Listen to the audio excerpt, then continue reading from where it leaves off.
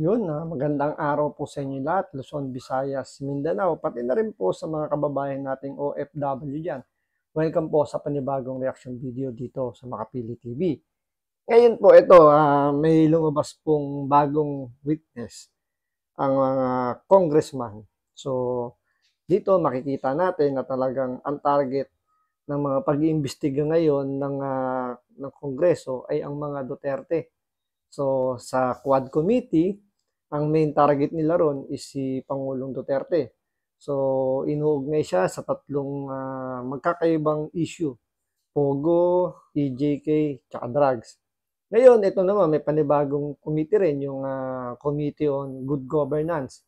So, meron na naman silang nahugot na bagong witness na alam niyo, na pwedeng sumira sa karakter ni BP Sara.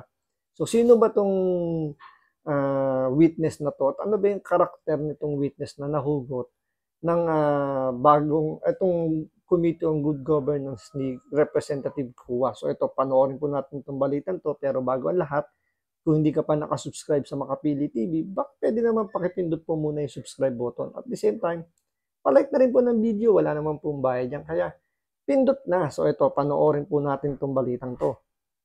Ng isang dating undersecretary ng Department of Education na nakatanggap siya ng siyam na sobrang naglalaman ng 50,000 pesos mula umano kay Vice President Sara Duterte. Buwelta naman ng pangalawang Pangulo, gumaganti lang ang sinibak na DepEd official. Nasa frontline ng balita yan si Marian Enriquez.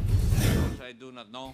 Sa pagdinig kanina ng House Committee on Good Government and Public Accountability tungkol sa isyu ng paggamit ng pondo ng Office of the Vice President at Department of Education kabilang ang confidential funds, ipinakita mismo ni dating Education Undersecretary Gloria Mercado ang siyam na sobrang pinaglagyan umano ng 50,000 pesos na cash bawat isa. Galing daw ang mga ito kay Vice President Sara Duterte noong kalihim pa siya ng DepEd. Buwan-buwan daw natanggap ni Mercado at ng iba pang opisyal ng DepEd ang mga sobre mula February hanggang September 2023. The envelopes where the money was. Comsec? So it's 9 envelopes. Kuha po yung envelope. So it says hope and the amount is there. Kasi ang sakit naman nun, ordinaryo lang akong trabahante tapos inano ka ng Vice President, di ba? Si Mercado ay nagsilbing hepe ng Procurement Entity at Human Resources Office ng DepEd sa ilalim ng pamumuno ni VP Sara. Ipinadaan daw ang mga sobre kay Assistant Secretary Sunshine Fajarda. Tanong ng mga kongresista, para saan ang mga binigay na cash? It's kind of harsh word to use, bribe. Because if... Or should I say, it is a means to influence your decision being the hope? It could be. Inakusahan ni Mercado ang DepEd na nagka-hocus-pocus sa mga bidding noong panahon ni VP Sara. October 2023 daw nang mapilitang mag-resign si Mercado matapos questionin ang pumalyang bidding sa computerization program ng DepEd.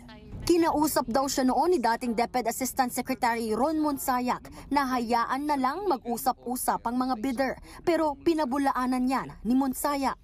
Ba't naman ho ako mag-uutos ng illegal sa isang USEC na Head of Procuring Entity na may mga kasamang tao na hindi ko man lang kilala? Sa isang press con, iginit ni VP Sara na kasinungalingan ang mga sinabi ni Mercado. Gusto lang daw nitong gumanti matapos sibakin sa DepEd. Nahuli daw kasi siyang nagsosolicit ng pera nang walang pahintulot at kumuha ng teaching position para gawing executive assistant niya. Gloria Mercado is a disgruntled former employee of the Department of Education. I think hindi lang siguro niya matanggap na kasalanan niya kung bakit siya pinalayas sa Department of Education. Pero hindi din talaga namin matanggap na magsusolicit ka sa isang private company on paper 16 million. And then, kukuha ka ng teacher item sa field, gagawin mong EA. So yun, may bagong witness po na hinugot ang mga congressman natin ngayon. Yung mga galing nating congressman na nag-iimbestiga daw di umano sa nangyayaring korupsyon pagdating sa DepEd. So, ganito lang naman po para sa akin. Kung kukuha ka ng witness, so dapat tingnan mo muna yung karakter ng isang witness. So, ano ba ang totoo sa dalawa? Ang sabi sa balita, nag-force to resign daw itong si pangalan nitong si Mercado. So, Gloria Mercado, forced to resign daw yung nangyari. Pero dito, sinasabi ni VP Sara, sinibak siya sa pwesto. Siguro, sabi nga rin sa balita na to, nakiusap na lang kay VP Sara itong si Mercado dahil nasa ano na siya, retirement age na siya. So, sayang nga naman kung wala siyang makukuhang benepisyo after niyang kung siya ay masisibak, 'di ba? So, hindi na siya makakapag-retire, nasibak siya dahil sa corruption. So, papuputol yung makukuha niya mga benepisyo after retirement. So, kung iisipin mo rin ang sinasabi ni Madam Mercado rito na binigyan daw siya di umano ng sobre for 9 months amounting 50,000. So, para daw saan yun? Sabi nung magaling na kongresista, pang-bribe daw yun or pang-influence daw sa mga desisyon na gagawin niya dahil bilang head ng procurement. Unang-una, sino ba yung boss ng DepEd? Di ba? Si Vice President Sara Duterte dahil siya yung secretary. So, under niya itong si Mercado. So, saan ka nakakita na yung boss ang magbibigay ng bribe para sa mga tao niya, para sundin kung ano man yung gusto niya? Isipin nyo Vice President ito, siya yung head ng DepEd. So kung tutusin, kaya niyang brasuhin. Kung meron man siyang gustong gawin na illegal, pwede niyang brasuhin itong mga tao niya. So bakit kailangan niyang i-bribe? Tandaan nyo ito, parte pa si Vice President dito ng gabinete ni Marcos. So kayang-kaya niyang impluwensyahan ito dahil nga pwede niyang gamitin ang Office of the President together OVP. So dalawang posisyon na pwede niyang gamitin, Vice President at ang Presidente. So anong reason para mag-bribe pa siya amounting 50,000? Ngayon, sabi nga may lumalabas pang balita na sabi ni Mercado, never daw niyang binuksan yung sobre. Pero paano niya nalamang 50,000 yung laman ng sobre kung hindi niya binuksan? Sinasabi rin niya na hindi raw niya matanggap na sinusuhulan siya for 9 months. Bili mo, 9 months siyang tumatanggap ng sobre. Anong tawag mo doon? Hindi ba niya tinanggap? Kasi, di ba, kung hindi mo tinanggap, di sana hindi mo hawak yung mga sobre. So, the fact na nasa iyo yung sobre, ibig sabihin, tinanggap mo yung bribe na di umano galing daw kay Vice President Sara Duterte. Pero ang sabi niya, dumadaan daw ito sa isa pang undersecretary. So, hearsay yun, naririnig niya. Pwedeng nag-name drop lang itong undersecretary dahil sila yung may intention pagdating dun sa mga pinuprocure kasi head ng procurement itong si Mercado So, pwedeng name drop lang nila yung pangalan ni Vice President Sara Duterte or DepEd Secretary Duterte para mapagbigyan kung ano man yung intention nila doon. So, hindi natin sinasabing totoo yung gumagawa lang tayo ng konting senaryo. Parang ang hirap kasi isipin na yung isang head, yung pa yung magbabribe. Kasi, example, tulad na lang sa kalsada, di ba? Ito, totoo naman ito nangyayari. Ikaw yung motorista, nagkaroon ka ng, sabihin mo ng violation, di ba? So, ikaw yung mag-aalok doon sa mas mataas sa'yo, which is yung enforcer, kasi sila yung sila yung sabihin natin, nagmamando, sila yung pinaka-boss sa kalsada. So, tayo mga motorista, tayo ay sumusunod lang. So, pag pinara tayo, kailangan natin huminto. So, once na pinara tayo at nagkaroon tayo ng violation, di ba tayo yung nag-aalok ng, hindi natin masabing bribery, pero minsan bribery talaga nangyayari. Pero di ba, nakikiusap tayo na baka pwedeng mapagbigyan or kung sakasakali yung pambayad natin, pantubos na lisensya, sinala lang yung magbayad. Parang ganun, di ba? So, tayo yung nakikiusap. So, dito nangyayari, si Vice President pa mismo yung nakikiusap dito kay Mercado. Di ba parang baliktad na bakit yung boss pa yung makikiusap, magbabribe para pagbigyan kung ano man yung gusto niyang mangyari doon sa departamentong yun. Pwedeng-pwede naman niyang brasuhin dahil nga siya yung pinaka-head naman, di ba? Parang ang hirap lang intindihin yung kinikwento nito ni Mercado. At the same time, yung karakter niya na sinabi ni BP Sara na nag-solicit siya on behalf ng pangalan ni BP Sara. So doon pa lang, parang lumalabas dito, itong si Mercado, tirador. So hindi lang natin alam kung sa panahon lang ba ni BP Sara niya ginawa yan or pati pa sa ibang administrasyon. Kasi isipin nyo, ilang years na siyang nandyan sa DepEd. So, sabi niya rito, 65 years old. So, nasa 40 years na yata siya. I think, di ko sure, pero matagal-tagal na rin kasi dyan na siya mag-retire. So, hindi natin alam kung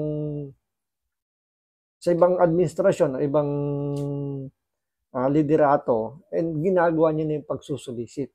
Kaya nga siya sinibak ni BP Sara kasi nga nahuli na siya ay nagsusulisit. So, tirador din pala. At the same time, inaano pa niya yung mga ibang teacher doon sa pagkakaroon ng position.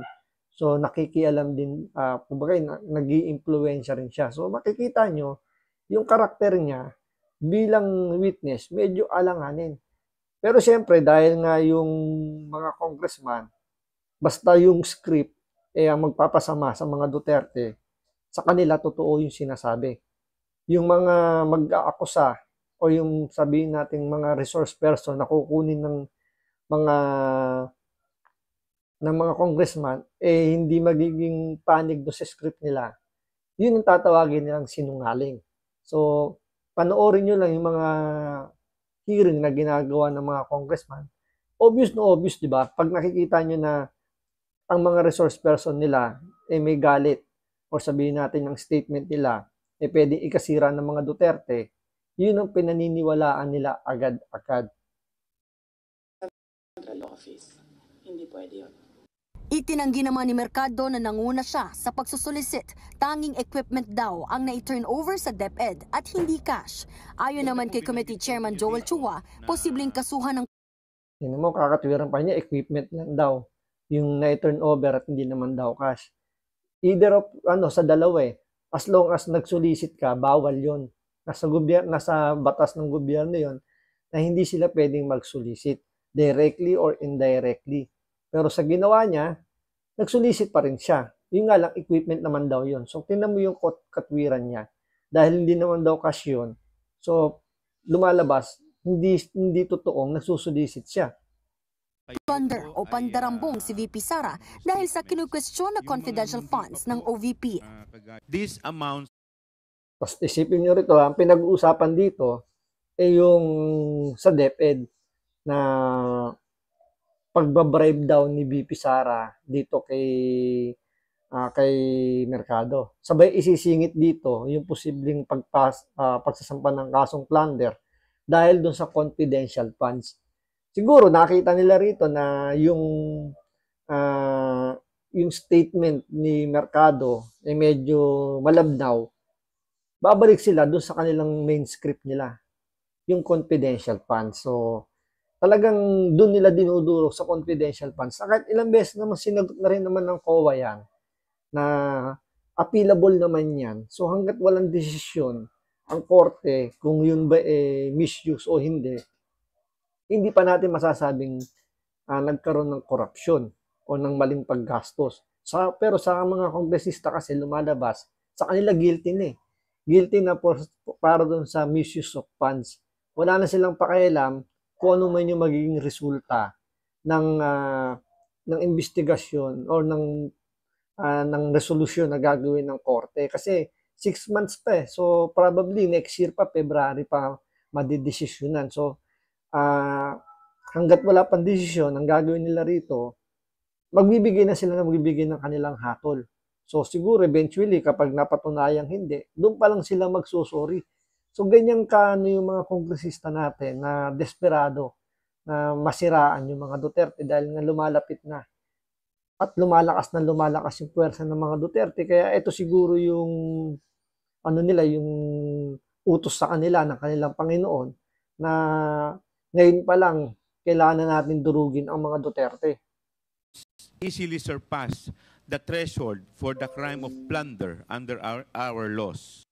Inaasahang magpapatuloy ang pagdinig ng komite sa mga susunod na linggo kahit naka-break ang sesyon ng Kongreso. Nagbabalita mula sa Frontline. So yun, double time sila kahit naka-break daw ang session ng Kongreso, ipagpapatuloy daw nila yung paninira kay Vice President Sara Duterte. So abangan natin sa mga susunod na hearing kung ano pa yung mga magiging pasabog nila laban dito kay Pangulong, sabagay, papunta rin naman do Pangulong Sara Duterte. So maraming salamat sa panonood. Ingat po kayo lagi. God bless.